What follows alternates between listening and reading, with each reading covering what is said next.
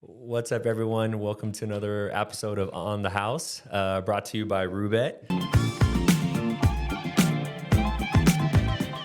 Today, I have a special guest with Evan Elder, one of our clients here at the agency. So thanks for coming on. Thanks for having me, man. Thank you for everything you do for me. Heck yeah, heck yeah. So I kind of wanted to start a little bit too. I mean, I know we started working together. Obviously, the first goal was the UFC, which, you've accomplished, got that first UFC win. So kind of what are the goals heading into 2024? Where has the bar kind of been set for this year and what you're looking at? Goals for this year would be fighting at least 3 times. Hopefully I'll get 3 in this year and, obviously hopefully win all 3 and be climbing up the ranks, getting closer to getting ranked and, make a little bit of money and maybe get a new contract. Yeah. And that's about it for right now, though. Other than that, just a daily goal of just constant improvement and better each day. Yeah. And I see that a lot when I see your stories on Instagram and I follow you literally. Obviously, I know the nutrition is pretty dialed in. I mean, it's like clockwork. You could be using the same photo every day on your story for breakfast, lunch, and dinner almost. I promise I'm not, but yeah, I might as well because I'm pretty routine with what I eat. And how does that work in the training? Because I see the nutrition side of it. I see that type of detail every day. I mean, it's clockwork. Training wise, what's the process looking like there? What are some of the goals? Day to day. To me, honestly, man, there's actually a circulating pretty viral video of Danaher, John Danaher, which is for anybody that doesn't know, is like one of the or probably the best jiu-jitsu coach in the world. And there's a pretty viral video right now of him going around saying that he's never noticed any significant improvement from any of his athletes whenever they go to a better diet. So he's like, I don't think that diet affects performance at all. That's what he says. I couldn't disagree more. Yeah.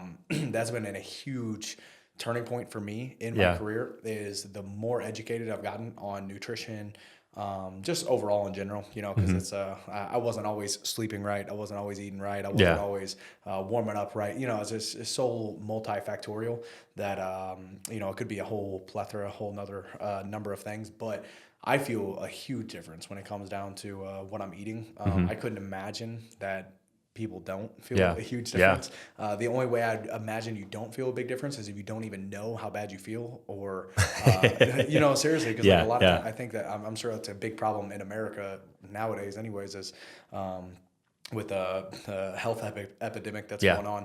But I think a lot of people, for me, it's the inverse. I got sick at the end of last year for like 3 weeks, really bad, worst I've ever been sick in my life.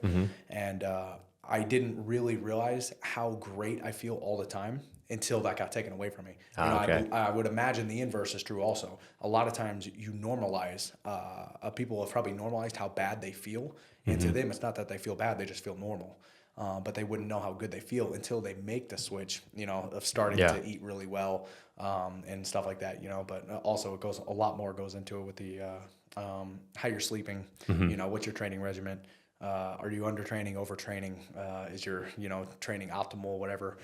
So, there's a lot that goes into it. But yeah, I think for me personally, nutrition matters a ton. And then sleep is like key. The other absolute biggest, to me, it's the best performance enhancing drug that we have available to us. It really is, it's because our sleep is when our body regulates our hormones and everything. And people's testosterone levels and all all of our hormones get thrown out of balance whenever we're under rested, because we're not giving our body the time that it needs in order to calculate and rebalance those hormone levels and stuff. Yeah, it's funny. I forget the doctor's name. I should know his name. That was on Joe Rogan, but kind of like he gave some facts. Like he's like the head doctor, like of sleep, right? Or like he's like one of the most probably Dr. Matthew Walker. Yeah, I think that's who it was. And like he was kind of giving some examples of like maybe getting only 6 hours or 7 hours. And in my head, I was like, wow, like I've really underestimated sleep. But probably the problem with that is though you always say like, oh, you got to get up early. You got to be working, no time for rest, but it's kind of counterintuitive in the sense because, like you just said, it's probably the best performance enhancer you could have is your sleep. So when I started studying that more and more, I started making adjustments to my daily schedule. Like, hey, sleep has to be a priority, whether you cut some of your downtime out or whatever it may be, but like you need to get your butt in bed. 100%, man. I mean, to me, so I think that it kind of, I think that it kind of speaks to the hustle culture, especially what I would assume in America, is just always be doing more quantity over everything. You know, every single hour of your day is planned out, and that's great. I've tried to live my whole life like that. Like, I got to be doing as much as I can. Sleep when I'm dead. I just figured that sleep was like time wasted. You know? I'm like, it's just time I'm not doing anything. What am I doing? Just laying in bed? It's so unproductive. But especially as of recently, I've noticed I'm way more towards quality over quantity. Which, not all work is good work. Yeah, exactly. You know, there's a big difference between working hard and getting better. You know, don't be in a hurry to get it done. Be in a hurry to get it right. And like, I think just doing more isn't always doing better. You know, so now I would much rather get way more quality out of what I'm doing than just quantity, you know, because I would do that with like training and stuff of just I'm like, oh well, I can do this, I can train these 2 hours and right away I'll run over here and do jiu-jitsu, and then over here I'll do strength and conditioning, and then, you know, I got every hour of my day planned, and but it's like a lot of times you'll be either worn out or thinking about the next session, what you have going on later or whatever. So you're almost David Goggins. He's talking about multitasking, and he's like, you're just half-assing a bunch of stuff. Yeah. He's like, be super focused, dialed in 100% with whatever you're doing right here, right now. And I think that, dude, sleep is a huge contributing factor to that of physical and mental clarity, you know. And these are things that you have learned along the way. Like, did you learn this earlier on in your career? Like, what's been kind of your education to get to some of these? YouTube University, baby. No, I'm a super uneducated individual. I feel like I just totally slacked off in school and had a terrible mindset as far as the intelligence approach on the side of that side of things. Growing up was it was just a hustle culture of like I don't need to learn this school stuff. I'm trying to be the best fighter I can be. Why would I need to learn even in school? You knew that this was going to be your path. So early on, this was your ever since I was like 6 years old, man. I remember watching the UFC fights with my family and just being like, man, that'd be so amazing one day if that was me up there, you know? Yeah. And my family always believed in me, told me I could. And so you started watching it at 6. When did you start training? I didn't start training, so my stepdad is a pretty knowledgeable MMA fan. Never did any martial arts or competed or anything himself, but just loved watching the fights and would listen to the commentators and really took what they said to heart. And he always he realized really early on how important wrestling was. So he was like, I want you to wrestle before you do anything. Nice. And so I had to wait until 7th grade. And Missouri's a big wrestling state too, right? Yeah, it wasn't. I wish so badly I wouldn't have been such a knucklehead and just understood more, you know, back then. But I'm sure that's just part of the process is learning as you go. But no, we didn't have wrestling until 7th grade, my 7th grade year. That was the earliest I could get in at my school. So I wrestled my 7th and 8th grade year and did fairly well. And then my dad was like, all right, you know, you held up to your end. And I said, if you started wrestling, I'll let you do MMA. So we found a local MMA gym, just a, you know, hole in the wall place in the middle of Missouri, you know. And this is like freshman year in high school then. Because you'd finished 7th, 8th grade wrestling. Yeah, freshman year, your stepdad goes, okay. Yep. Now you can start. So I just started training MMA full time. Unfortunately, I stopped wrestling. Our head wrestling coach stepped down. I really liked him. Shout out Coach P.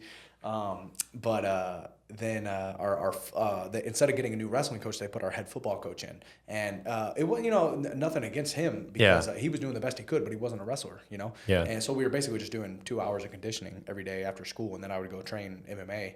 And I'm just like, most of the team quit, and I was like, man, I'm just gonna do MMA. Yeah. And so I quit doing what we know now as like. So it'd be like part. School during the day, and then after school you'd go straight to practice. Yeah. So it'd be like school, wrestling, MMA. And then once I got my license and stuff, I would go lift at night. I wanted to be a freaking swole meathead. Yeah. I thought that I could be a bodybuilder and an MMA fighter. A little contradictory, but okay. Yeah. I had no idea. Dude, again, at that time, there was zero smart work on my end. the only smart work I was doing was working as hard as possible. That was that's really what I figured. I was just like, well, if you want to be an MMA fighter, if I want to be the best in the world, I just have to outwork everybody. Yeah. That's just how, that would equal outwork everybody equals better than everybody. Yeah. So I know now that that's not always the case. Oh, actually, I just heard this quote the other day. I know you're a quotes guy just like me, but I hope I don't mess it up because it was I think it was if hard work led to success, the donkey would own the farm. That's a good one. Yeah, I really liked it because, and then I put on the end, I was just like, but instead he's just a jackass.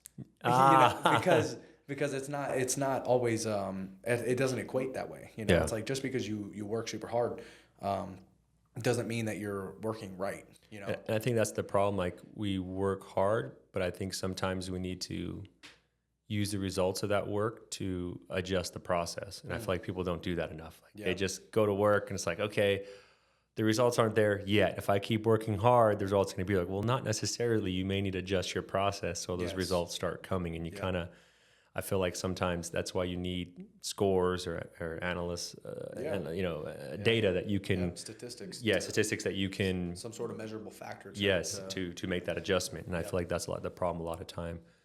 So you're watching at 6.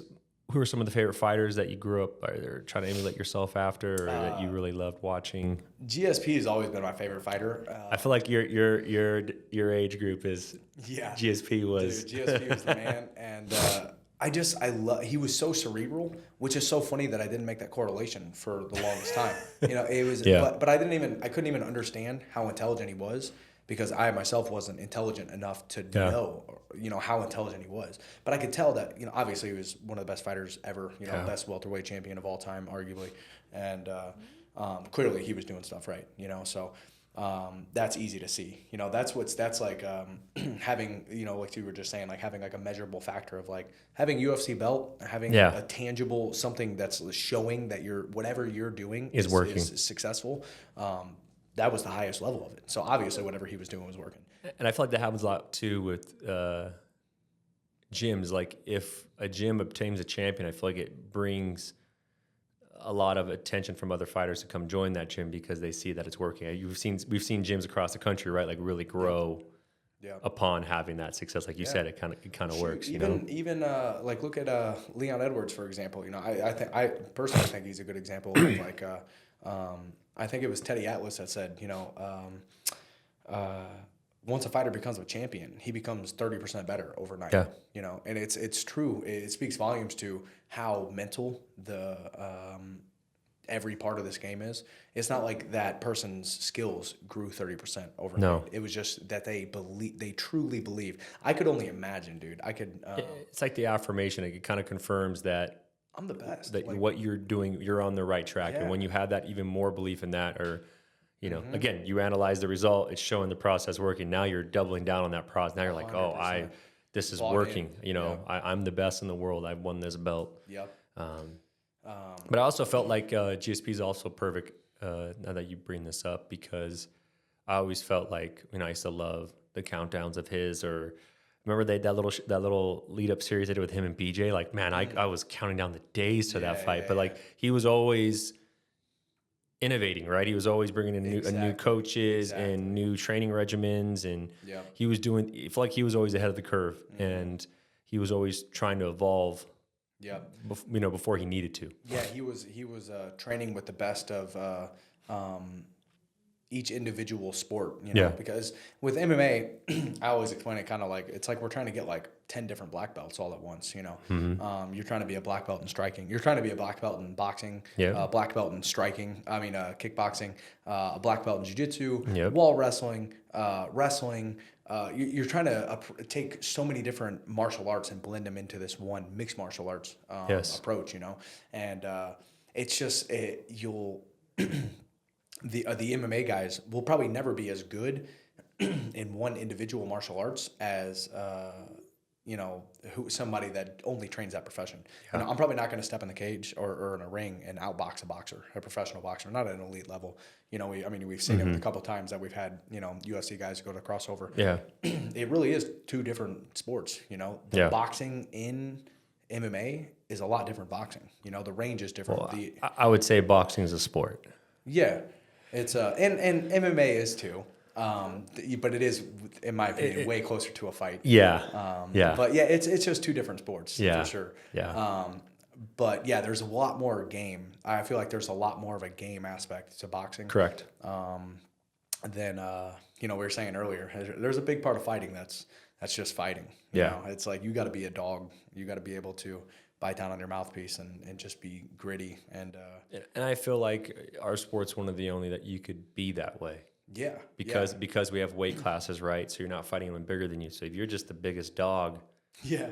You've seen guys that maybe aren't the most technical or more athletically gifted in the UFC have a lot of success just because they're willing to go places mentally and physically that most aren't. They're just like, I mean, shoot. I mean, I'm probably not saying anything anybody doesn't know, but Mike Perry is probably the best example of that. Though he might be a good example for because he's having so much success in the bare knuckle boxing, right? And for that reason, I mean, that dude is just a elite level savage. Yeah. And but it does play, like you were saying, you can't do that in almost any other sport of like, I'm just going to step onto the NFL field, NFL football game and be like, I'm going to outdog these guys.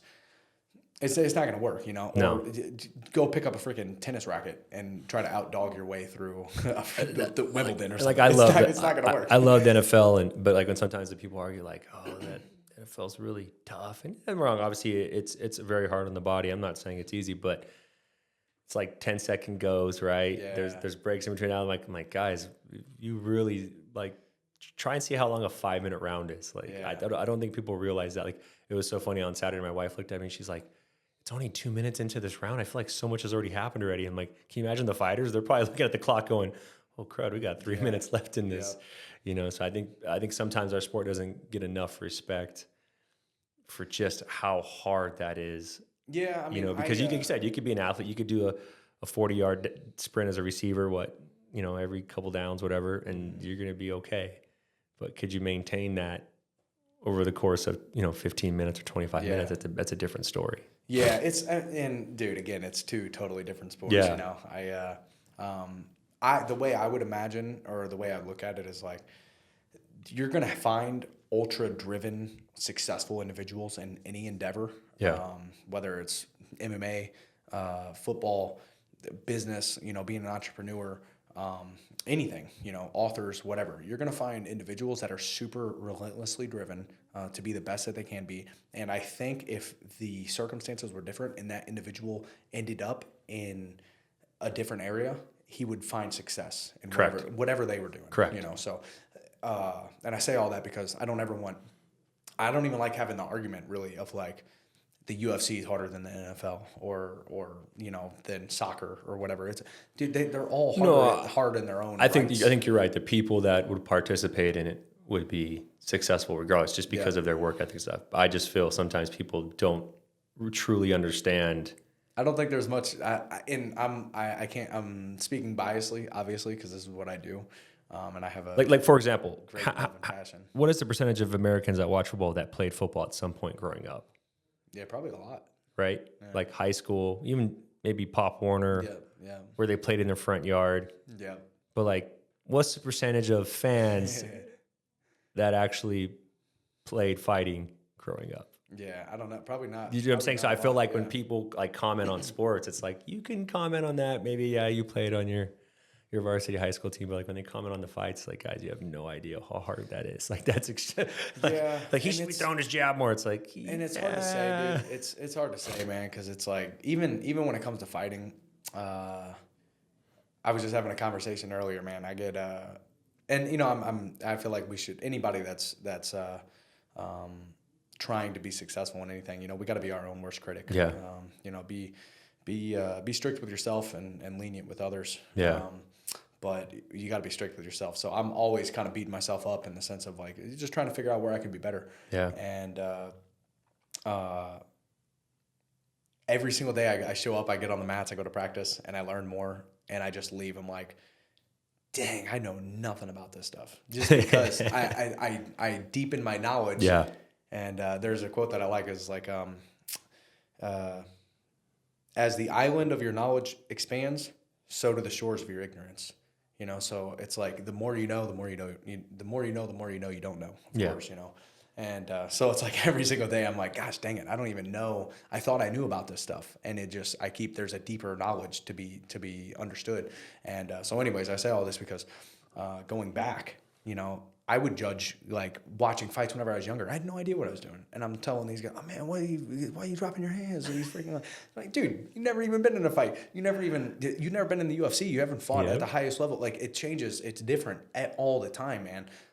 People are so quick to be critics, and but to me, it's just our ego. It's easy for us to judge other people and try to bring the bar down to us. Well, it's kind of like what you were saying earlier about social media when we were driving over here. Like, it's very easy for people to criticize, and sometimes I'm like, man, guys, we're being pretty harsh on two men inside of a cage that are literally, risking their life in there. And dude, I'll tell you firsthand, my UFC debut freaking sucked. I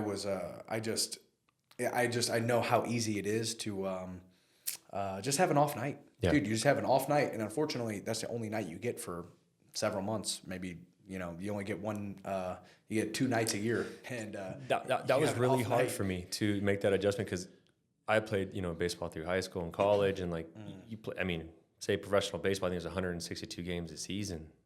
You have a lot of times to kind of right the wrongs and right the ship. Exactly. That's one of the hardest things in watching you guys is that, like you said, if you say you roll the dice and you end up on an off night after a 3-month camp, 4-month camp, you're not going to get a chance to really resolve that for probably another 3 or 4 months minimum. Yeah. And so that means once in 8 months, you've had a chance to really, perform and get it right. And I think that's so hard in our sport. For sure. And I have so much admiration for you guys for that, because it would drive me nuts. I'd be like, I want to fight tomorrow. Get this taste out of my mouth. And you see it happen all the time. People are like, oh, I had a bad performance. I'm going to get right back in there. Yeah. And I think, truthfully, a lot of times that's not the answer. Sometimes it is. I think to me, everything's mental. The mind, and it's so funny because I came from that place, like I was saying, of like the mind didn't matter. It was all physical. If I wanted to be better than everybody else, I just needed to outwork them physically, right? Yeah. And Henry Ford has a quote: "Is the hardest work of all is thinking." That's why so few people do it. And understanding that really changed my perspective on hard work. Is because before it was just all physical. So now I understand deeply, or as deeply as I think I can right now. I'm sure that tomorrow I'll look back and be like, man, I had no idea. But intelligent work, man, is the most important part. Like we were saying earlier, is like, man, you can show up to work every day and then hopefully you achieve better or different results. But if you're not assessing what you're doing every day, analyzing, being critical about how you can be doing things better, what's a smarter way to be doing this, and just really thinking through everything, being a better thinker, you might not really be outworking everybody. You might be doing more physically, but it doesn't mean that you're doing more. Just because you're doing more doesn't mean you're doing it better. It's funny. I read this book in 2018. I think the author's name was like Brandon Bouchard. I'll have to go look it up. But I started it talks about grading yourself like kind of journaling every day and then grading yourself on every Sunday. And so I started doing it on 10 areas of my life, kind of grading it every Sunday and then putting together a process for that week to improve upon maybe some of those scores that weren't good. And I think that's kind of leading to what you're saying, is just you kind of have to analyze everything and start grading every area of your business, of your personal life, and thinking, even though you don't want to, and being like you said, your toughest critic, and those Sundays, sometimes they're great, sometimes I did a good job this week. I'm pretty proud of myself. And some weeks you're like, wow, I couldn't hit water if I fell out of a boat. Yeah, exactly, man. So. But, dude, those are oftentimes when we learn the most, right? Yeah. I'll tell you for sure from myself, my 2 losses I've had in my pro career, I'm 8-2 now, and I've gotten exponentially better. Second loss is tough for me to call a loss. You were winning that fight till a cut stopped the fight. That one ekes me. It's a loss. And I love the opponent from that fight. He's the man. He's a great guy. I'm not trying to. But I was like, man, let it go, let it ride. Dude, whenever. So I guess in case anybody doesn't know, my second fight in the UFC, I was fighting Nazim Sadikov, and first 2 rounds were going pretty good, and I was up on all 3 of the judges' scorecards. And going into the 30 seconds into the third round, I got a knee in the eye and split it bad enough to where they stopped it and called the fight. So I didn't get the chance to finish it or whatever. I was devastated in the moment, man. I literally like fell to my knee. I was like, dude, I was a couple minutes away from my first UFC win, and it was a big deal, And like you said, shout out to Nazim. That was a great fight, and I'm a huge fan of his. He does a phenomenal job in the cage, but that fight really. But once my heart hurt for you. At that moment, I was like, no way, like come on. It's funny too because I'm glad we can laugh about it now. Yeah, it is what it is, and it's. I think I was telling you this the other night, man. It's just like I've just had far too many things in my life work out. I just believe in God's plan so much that, something like that, I thought it was devastating to me for a second, and then later that night, got a performance bonus, huge deal. The cut got put on ESPN, Dana White shared it. So who knows, maybe that was the best possible thing that could happen for me. Maybe that was better than me going on to win the decision. And, I don't know, maybe for some circumstances, for some reason, that was what was better for my life, and I couldn't even tell. You're John 13:7. You might not know now, but later you'll understand, man. So I just believe in that so much. My wife always reminds me of that when I start like, oh man, or this or that, and she's like, hey, you haven't come this far just to come this far. Right. Remember this, but in the moment of your adversity, it's harder for sure to see that, right? That's why I think your circle is always so important, because you need someone to someone looking at it from more GPS point of view, where you're on that street level and you're kind of in the mix of it. And you're like, hey, look, in the grand scheme of things, look how far you've come. Look how far you're going to go. This is going to be good. Don't stress. And David Goggins talks about having a cookie jar. You have your past successes and stuff like that to always, whenever you're struggling, you can reach into that cookie jar and pull out these successes. Remember that time? Remember that time I faced insurmountable odds and I overcame it and I'm fine now.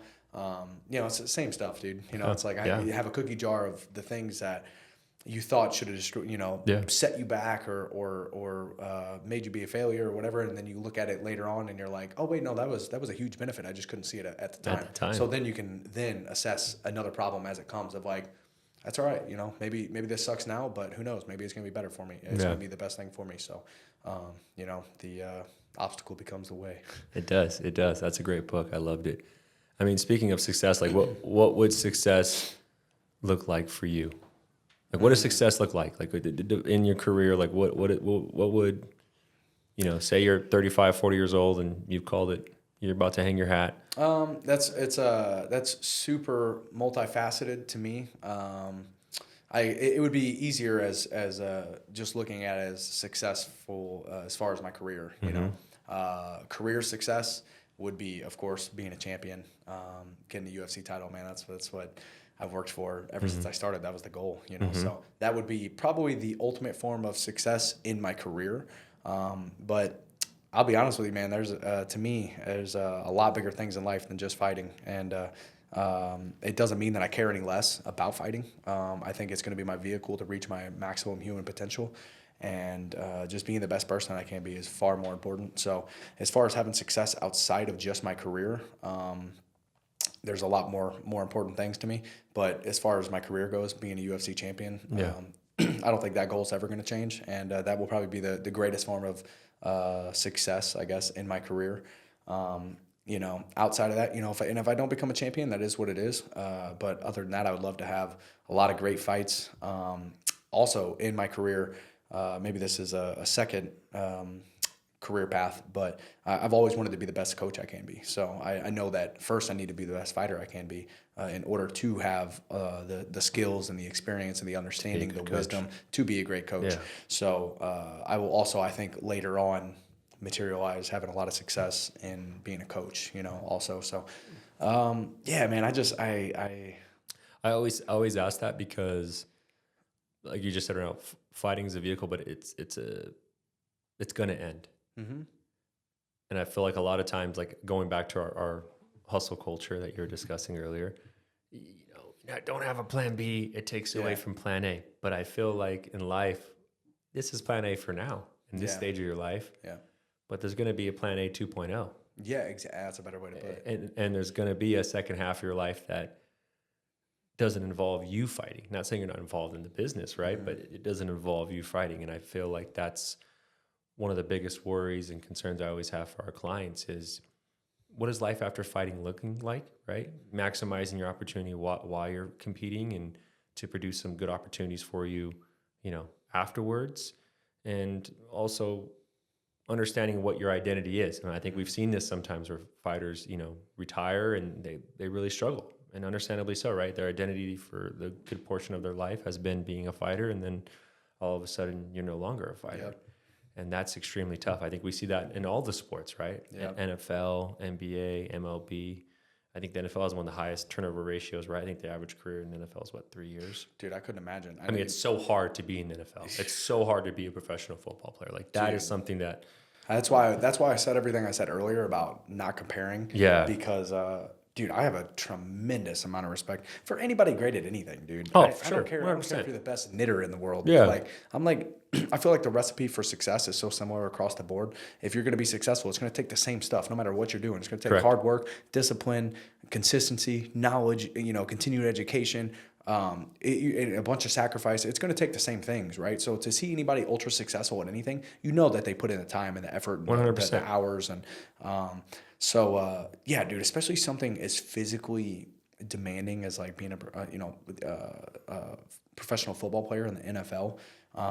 Dude, that's watching those guys. One of my best friends, he's got a couple good buddies that are in the NFL and stuff, and watch games and stuff. And it's, dude, you're just watching car accidents. You're watching one after another, freaking refrigerators smashing into each other in the field. You're watching 300-pound dudes they're not just 300-pound dudes, whatever, these dudes are elite athletes. I mean, and that's what's so scary, right? Because they're doing that, they get injured, maybe they get released.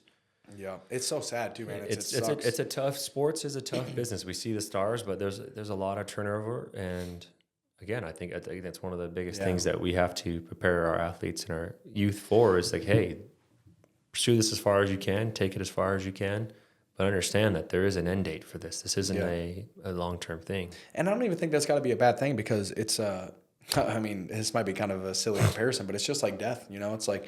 Why fear the inevitable? That even if you're Tom Brady, you play for longer than anybody else. It's going to be over at some point. So you might as well come to whatever grips you or understanding that you have unless to. you're like Jim fucking Miller and yeah, dude, that's right. Shout out Jim Miller. Dude, I love that he wants that to be announced at UFC. Awesome. And he's fighting our client Bobby Green, and I'm like, that's pretty cool if they announce it as Jim fucking Miller. Yeah, Jim Miller's dope. Yeah, man, I think that the reason that so many people have a tough time, or especially athletes have such a tough time transitioning to something else after their career is, like you were saying, their identity is wrapped up in it, and, dude, I totally get it because it takes more than anybody could really, understand, I hate to say it. And I don't even mean to be rude or mean to like the average person, but dude, unless you've committed yourself fully to something, I don't think you understand the work that it takes to be at the highest level. And that's what I mean when people like kind of, like I said, I think it's, I agree NFL is extremely hard, but like when they make the comparison like as if they're the same or like they have no idea the level of difficulty it takes. Yeah.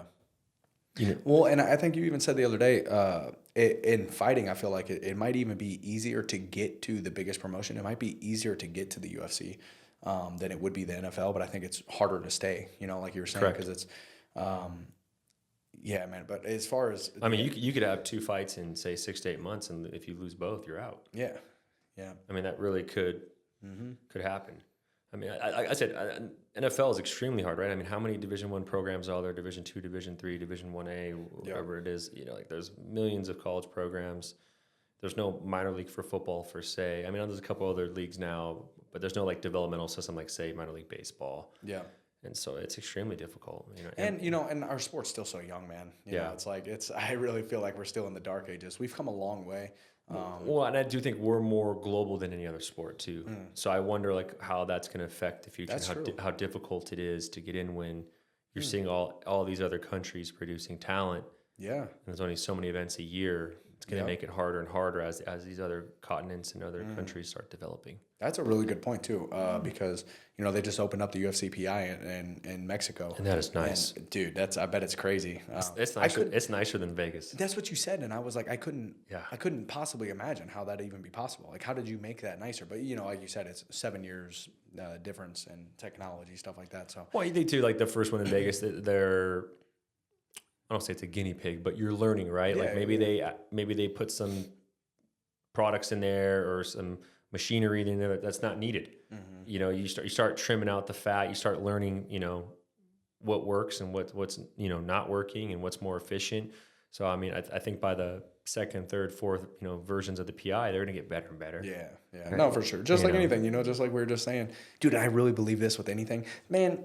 Screw fighting, screw all of it. To me, everything's about being the best person you can be. Because at the end of the day, nothing else matters. Correct. In my opinion, when I go home and see my heavenly Father, I hope that I get greeted with arms wide open, and he's proud of the human I was, the love that I shared, because that's the only thing that matters. We're not taking any of our material possessions. We're not taking the titles that the social status. None of it matters, man. And though it's great, and I think that we should strive. We should 100%. We should strive to be the best that we can be in anything that we do. It's not it's just not the most important thing. So, anyways, I think that being the best person you can be is incredibly important, and. But a lot of times, like for me, myself personally, dude, I couldn't imagine, like I said earlier, the martial arts, trying to be a UFC world champion is one of the hardest things I think that you could probably pursue. It's extreme. I mean, it's insanely tough. And but it's going to cause me to have to be, or help me to achieve the greatest version of myself in order to be the best brother, the best husband, the best son, the best family member, the best friend, the best community member, everything. Yep. It's going to cause me to be a better person, and hopefully, I pray one day I have the availability to have the resources and the outreach to be able to really positively impact a lot of people, and that's to me is just what's most important. I think the cause and effect is a little backwards there. I feel like what you're saying, like it'll cause you to be, but I think you have to be a champion in every area of your life to become a champion. I agree. I feel like the champions that we've had, I've seen, like, man, they do everything right. Mm-hmm. Like you said, they're good husbands. Yep. Good fathers, good brothers. I mean, they've I think, I'm not going to say mastered life, but they're on a wavelength that's pretty damn close to it, where they're working towards it. They're operating at a very high level, and it's impressive to see. And I can only imagine the pressure of when you're champ, and like see some of these champions that have kept the belt for so long, like Usman or Adesanya. It's so impressive to me. It's unbelievable to bear that weight for so long. Yeah. And I just hope they are able to enjoy it. I remember watching, I think it was called like In the Moment. It was a Fight Pass show, or Year in Review, maybe it was called. Something where like they analyzed like Forrest Griffin's, run to the title. And I guess like afterwards, I was like, oh, like what would you have done different? Like, man, I wish I would have enjoyed it more, because part of what makes you great, like you said, you're always kind of looking for that next mountain to climb, but also it's like, this is probably the peak of your career, the best times of your life. You need to stop and take in the view. Yeah. And so when he said that, I always kind of, I wrote a note in my journal. I was like, to make sure that I help our clients keep perspective so they can enjoy the moment. Like so true, never let them get so caught up in it, right? Like just call them and say, hey man, I'm proud of you. Like, look how far you've come. Like, this is amazing. Yeah. It's easy to get caught up in it, right? It's easy. So easy. I couldn't imagine, what it's like. And you're constantly talking about the same person for months on end. Every interview, every practice is about that one person. Every interview is about that one person. Yeah. And all your studyings that like consumes you just for one night to fight that person for 25 minutes. Yeah. That's insane. Yeah, dude, it's man, it's so dope. I love this stuff so much because, like I said, I really have equated it to just the level or quality of human being that I have to be in order to achieve the greatness that I'm hoping for. And to me, it's just all about for me to be the greatest fighter I can be, I need to be the greatest person I can be, and it's just going to help me achieve that. So I couldn't imagine the stress. You know, you'd almost think it'd be easier of like, oh, I'm the champ now. Like this weight came off my shoulders. Like I did it. I achieved it. Dude, I would only imagine it would be 10 times worse of like, oh, now I have to like, I don't want to just, you know, it's so funny how as we achieve goals, our perspective change. So now we need another goal to achieve, you know, like you're saying, another mountain to climb. And dude, getting to the UFC is such a big achievement. And immediately, you know, I was just like, I don't care that I've made it to the UFC. You haven't done nothing. Like, you know, it's like win a fight. You know, all right, I won a fight. You still haven't. You won one fight in the UFC. Like, there's not anything. And I could imagine even making it to being a champion. And you're like, so what? You haven't even defended your belt yet.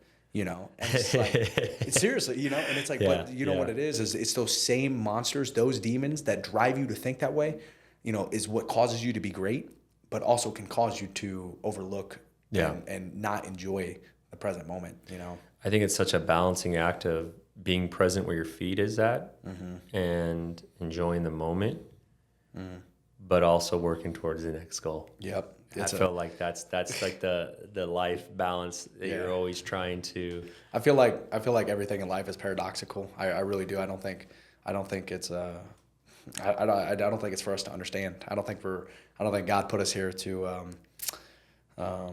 understand everything, you know, to figure out the meaning of, you know, the meaning of life or the world in general. I think we're supposed to experience it and enjoy it. And love each other fully and to fully experience it.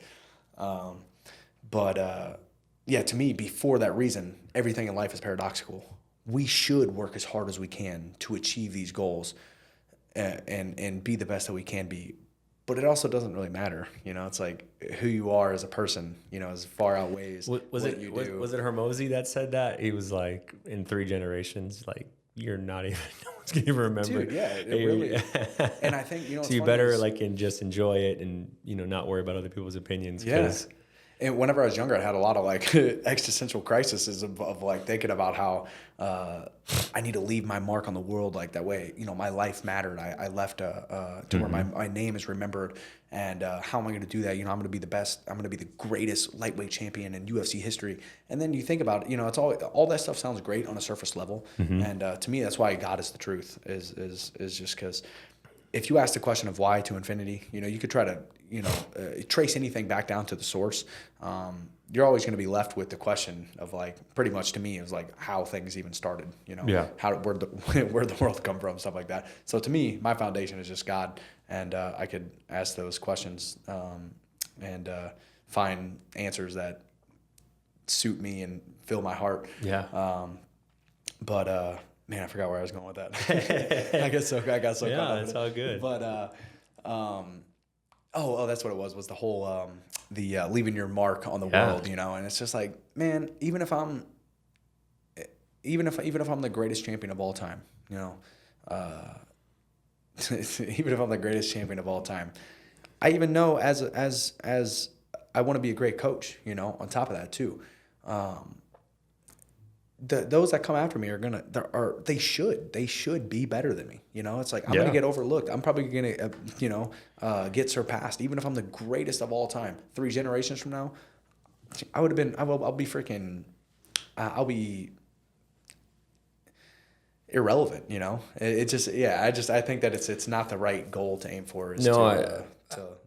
I really see what you're saying, because I think a lot of times, like, we get goals like, I want to do all this and be known as a person that, you know, accomplish all this stuff. But in reality, in my head, I'm like, really what matters is serving and giving, and how much the greatest among you will be a servant. Yes. And I think that's like, for me, how I figured, like, okay, that's probably how I'm going to leave the biggest impact in this world. And, you know, is to try to be a small brick in the foundation of a lot of people's success and help change their lives, right? Like help change a family's life, and by being their advocate in this business. And I think like that's where it's at. Cause you're right. Like you said, like, oh, I could be a champion, but it doesn't mean you really impacted. Like you said, you want to coach, you want to give back, you want to make people better than yourself, right? You really want to put people on your shoulders. Yeah. I think that's what God would, you know, want from us, is to, I read this book. It was called Chase the Lion. And it kind of talked about like that's the goal, right, is for us to go after our dream. By us achieving our dream, we open the door for others to achieve theirs. And it's like so profound, right? Like, I mean, you could go down and say, okay, well, Dana Lorenzo, going after their dream of the UFC allowed more opportunities for you guys to be in the UFC, right? For you as a fighter, being allowed me the opportunity to be an agent, right? And by me achieving my job, my goal was to be an agent. I now have more employees that I get to, go after their dreams. You know what I mean? It kind of opens up that door, like by just accomplishing what we're supposed to accomplish. And like you said, by giving our best and striving for these things, it opens up doors for later generations you may never 100%. known about. And it's so deep. You might not have any idea on how you're impacting people. Yeah. Especially nowadays with like social media and stuff. I take a ton of inspiration, get motivated from people that probably don't even know I exist. Yeah. David Goggins is my favorite mindset mentor. That dude doesn't know anything about me, I'm sure. Like, David, you're my boy. shout out D Goggins.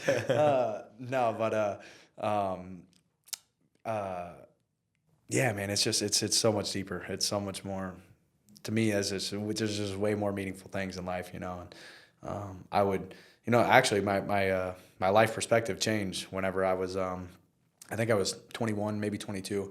I had a 19-year-old cousin that passed away in a car accident, and being at her funeral literally changed my life. I literally believed my purpose was to be the best fighter in the world. Like all the way from 6, whenever I first had this dream, to 21 or 22, my purpose, why God put me here on this earth, was I need to be the best fighter I could be. If I wasn't a world champion, my whole life would have been a fail, And then I seen this freaking precious little angel pass away, and never even had the chance of life, and felt like God came right to me and was like, all right, I needed you to understand that in order to be the best that you can be, you're going to have to think that, nothing else matters. It's just this singular pursuit of finding this greatness. But now I'm going to open your mind and show you that there's a lot more important things in life, buddy. And right then and there, my purpose changed from being the best fighter I could be to being the best person I could be. And it's funny you say that, because I always use that to keep perspective backstage. If a client's getting nervous, I'm like, listen, man, there's some 16-year-old kid in a hospital who has cancer, never going to go to prom, may never get a first kiss, right? Won't get to play on the varsity football team. And we're over here about to fight on ESPN. Like, in your head, you have to like think about it like that. What would that person give to be in our shoes? Yeah. What would that person give to get one walkout, right? Yeah. To hear Bruce say your name or Joe Martinez say your name, right? Like, you'd be like, oh man. But you're right. It's so easy to get caught up in our pursuits sometimes, and life will hit you with something, and you're just like, oh, yeah, I'm kind of losing the ball here, And my wife, she took me to a cancer section of a hospital on my birthday in 2018. The UFC card was in Los Angeles that week, and it was just so humbling. It was. And in my mind, I was like, I think we had like Cheeto on the card, Alex, all these locals, and that's my home area. And it just kind of like slowed everything down. And I'm just like, what am I like? I'm so blessed. Like, I have a couple clients on a local UFC card that all the people I grew up with get to come see what I've been working on. Like, what am I even stressing on? Yeah. It doesn't even matter. Yeah.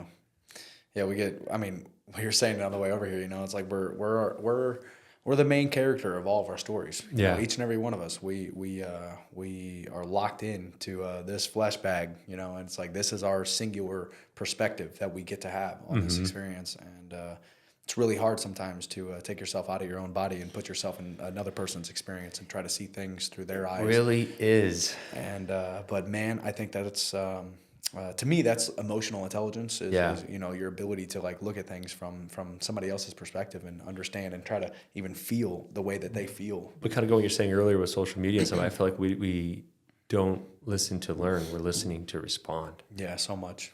And maybe we could learn so much from actually listening to learn about someone, not only from where their vantage point, from their point of view, right? But also just in general, like, wow, like they've been through a lot, or they've gone through this, and here I am, woes me, or or having nerves or fear of something that's really irrelevant in the grand scheme of things, man.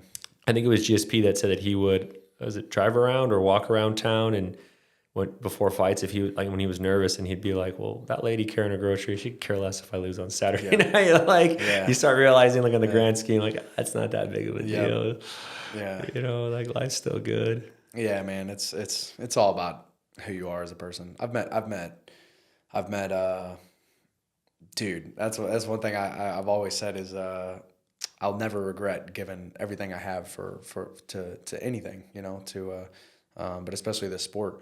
And the people that I've met along the way, man, that would be worth it in itself. You know, if I fell short and got cut from the UFC tomorrow and never won another fight in my life and went and worked at McDonald's or something, just worked, you know, wherever.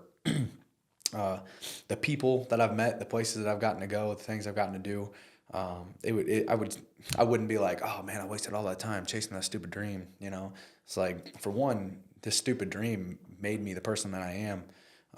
And for two, more importantly, it's like, man, I've met so many people that are just, man, I'm so blessed, dude. It's, especially talking about, you know, what we were talking about with,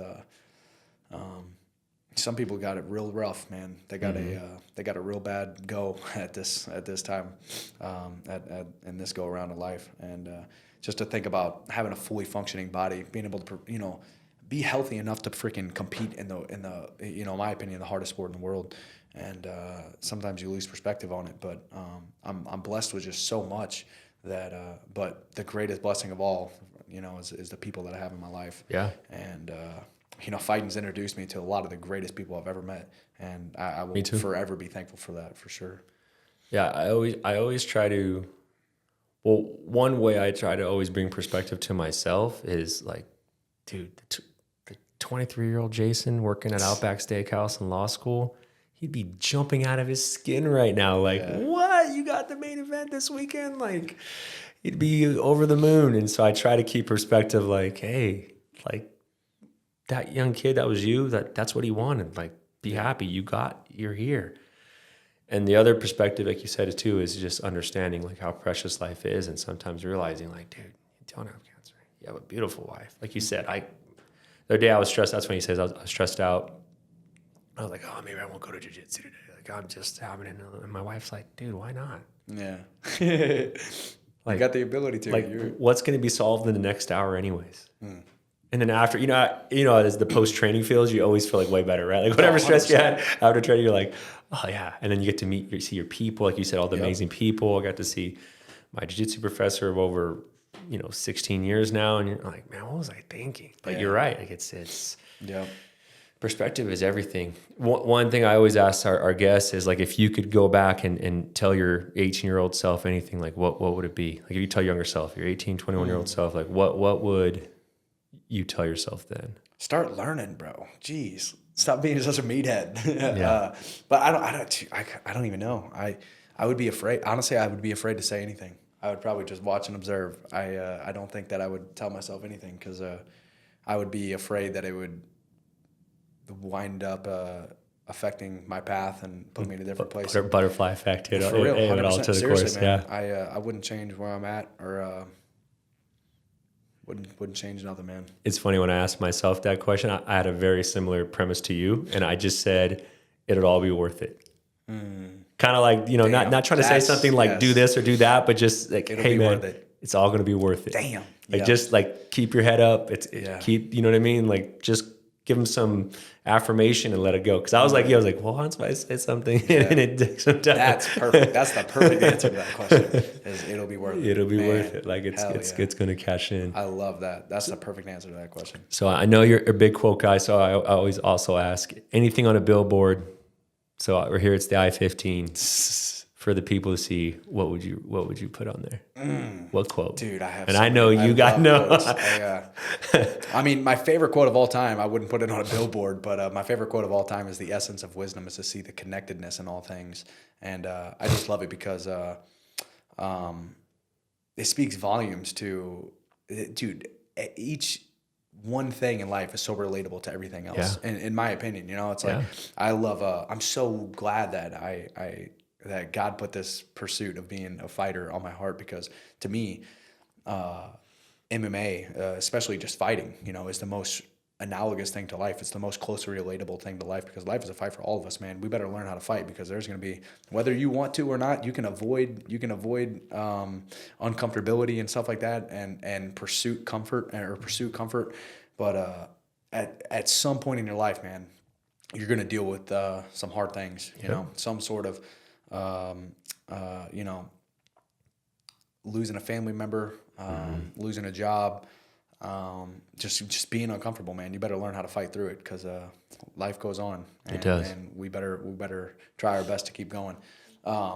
So anyways, yeah, learning, just seeing how relatable everything in life is, you know, so that's my favorite thing. It's just like, oh man, this is all just the exact same stuff over and over and over and over again. You know, it's just put in different forms. So that's my favorite quote. The essence of wisdom is to see the connectedness in all things. But if I had to put one on a billboard, that's a pretty good one. I think people would be like, "Oh, okay." but I don't know. I don't know if people look at that and be like, because I know if I was younger, I wouldn't look at that and be like, maybe you don't that's think profound. like they would digest it right. Like yeah, I think there's a. I love the quote. Don't explain your philosophy, embody it. You know, don't talk about it, be about it. You know, spend no more time talking about what a great man should be, and be one. You know, show. You know, just show me, and just take action, man. I don't know. Maybe that's what I put on the billboard, or it'll be worth it. It'll be worth it. Yeah. I don't know. There's a lot of things. I guess I need to get a lot of billboards. Well, I like the one that you said earlier about holding yourself to a higher standard, but holding others. Oh yeah. Shoot, what was it? It was be strict with yourself and lenient with others. Yeah, that would be a great one for a billboard. And I love that, because one of the words of 2023 for me was empathy. And just like Ted Lasso had a great quote, and I won't say it because I'll butcher it, but he was kind of saying, like, I hope all of us or none of us are held to the same standard in our weakest moments, or you know, like, and I kind of feel that way sometimes, that we're so hard on a society. Like, man, we should have empathy for others, because, like you said, we don't know what they're going through. You don't know what someone's dealing with. And so that was like my word for 2023, is just be more empathetic. Just kind of like sometimes too, I'm sure you see this a lot in the gym. I see it a lot with clients. Maybe they're irritable or frustrated, and maybe it could be a bad sparring session, maybe because the diet's getting rough at this point. And just to have empathy, like, hey, they're going through it. Yeah. They're in the meat grinder part of their camp. You know, let's have a little empathy. And dude, for me personally, I've had so many times in my life where there's a big difference between knowing and understanding. You know, you can my UFC debut, great example of that. I knew that the UFC was no different than any other organization. Like, don't get stressed out about the nerves, the lights, the professionalism of everything. But I didn't understand it until it happened. Like, I knew all the right things. I knew what I should have been doing, but I didn't understand it enough to act it out and implement it until afterwards. And I was like, gosh dang it, it's exactly what everybody already said. It's no different. It's the same fight as any other fight. Just a lot more lights and cameras and few more cameras. Yeah, it's a lot different, but it's the same.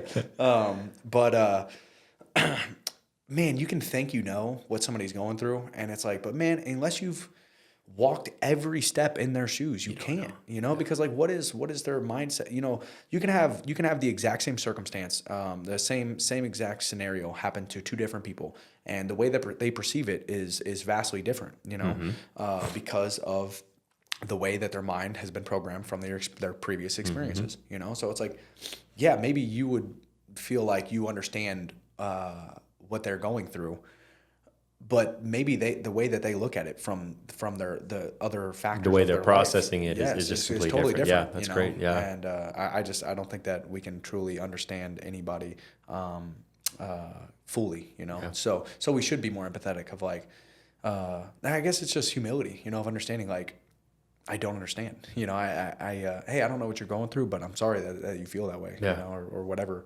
And that's why the Bible preaches so much about humility, and to what you were saying earlier is, you know, Jesus says, you know, be careful with the judgment that you cast out, you know, for the judgment that you cast out is what, how you will be measured. It will be measured back to you, you know. My wife always like brings it up to me like, oh, you're so empathetic towards others, because I've been working on it so much. And I'm like, yeah, because say I made a mistake with a client, I hope they have empathy for me. Like, hey, Jay's giving us his best. He didn't intentionally want to make a mistake. He never wanted to let you down. He made a mistake. And just like vice versa, right? If a client makes a mistake, hey, it's okay. Yeah. We're in this together. What'd you think? You're going to be in a relationship for 10, 15 years and there wasn't going to be a hiccup? I mean, that's just foolishness to me. Yep. So. Yeah, dude. I mean, to me, my the way I always think about exactly what we were just talking about is like being on the road in traffic or something. I feel like I'm a pretty nice guy. I really care about people, and I feel like driving brings out the worst in a lot of us. I don't know why. It doesn't. I try to be really empathetic. You haven't been to California yet. Yeah. Wait till you go dude, there. I've only been a couple times and see the traffic. You can see the people. Dude, I remember I came over. I was driving into LA one time from whenever I was living in California, and I was living in Stockton. And I drove down to LA. I came over this huge hill, and it was just before I was entering LA. And I was like, "What is that?" Like I couldn't even in my mind register or process what was going on. It just looked like a sea of red, and I was like, "There's like blood all over the streets or what?" And it finally processed. I was like, "Those are all brake lights?" Yeah. I literally was like, there's no way there's that many cars on their brakes on the highway. I was like, what is this? But to go back to what I was saying is like, I feel like I'm a pretty nice guy and I don't mean harm to anybody. But I mess up all the time. I'm so flawed. But for example, driving, accidentally cut somebody off or something. That's that person that I just cut off. That's that person's one experience with me, potentially. And so for them, they would probably think that guy's an asshole, and it's like, well, no, maybe not. He maybe just had a mistake. He just made a mistake. Maybe you caught him at the wrong time. And maybe that's the one mistake I make when I'm driving. And how many times you met someone, they're like, I'm like, God, that guy was kind of, and you're like, oh no, he's awesome. You're like, well, maybe I caught him on a 100% off day. I try not to ever judge anybody from what I hear from other people, and because there's a lot of people I know personally that I have a great relationship with, and they've been nothing but great to me. And other people have other things to say about them. I'm just like, man, I'm sorry that you feel that way. I just, I personally haven't had that same experience. So, one song for the rest of your life on repeat. Oh my gosh, what would it be? That's probably the hardest question of all because I love music so much. Me too. I've yet to answer that question for myself, just so you know. Okay, I was gonna say, I literally there's like a top 3, 4. I've narrowed it down, but I don't know if it was like, hey, here, dude, it changes so much, so frequently for me. Spotify has like a on repeat, like a playlist as like what songs you're listening to the most, you know? And it's so funny because I'll go to it all the time and it's always changing. Like it's like, I don't have like a song that just stays number one. Honestly, truthfully, the song that's been number one for me for the longest is Gratitude by, what is that guy's Christian singer, Gratitude, Brandon Lake, I think. Anyways, amazing song. But other than that, I mean, it'll be super diverse, country, rap, R&B, hip hop, whatever, Heck yeah. Freaking My Chemical Romance. Okay, Evan, I see you. Dude, all the emo bangers. Maybe you and Diego can go listen to emo bangers at the house. Let's go. With his emo haircut. He's got the perfect hair for it. Bro, the memes on that on Twitter are just gold. I'm sure. The internet is undefeated. So undefeated, dude. It is the best fight record ever. My gosh. Hey, who cares? He's got a big following. I bet that Josh Koscheck used to always say, like there's no bad publicity. Love me or hate me, just talk about me. No, that's the truth. That's the truth. I always laugh at it because I've known Diego for so long. I never thought that hair would get so famous. It's just so funny now. Yeah. Kind of got that Peso Pluma thing going on. That's awesome, though, man. Good for him, bro. He's awesome. Well, man, I really, really appreciate you being on the show today. You're someone I always love talking to. I know we're both quote guys, so it's always good to see what you've been reading and what you've been on, and always kind of pick your brain. So, dude, thank you so much for having me. Yeah. Thank you for everything you do for me. Heck yeah. Seriously, you're the man. Appreciate you. Thank you, everyone, for tuning in. You can catch us on YouTube, Spotify, or Apple, or iTunes, excuse me. And thank you again, once again, to our presenting sponsor, Roobet.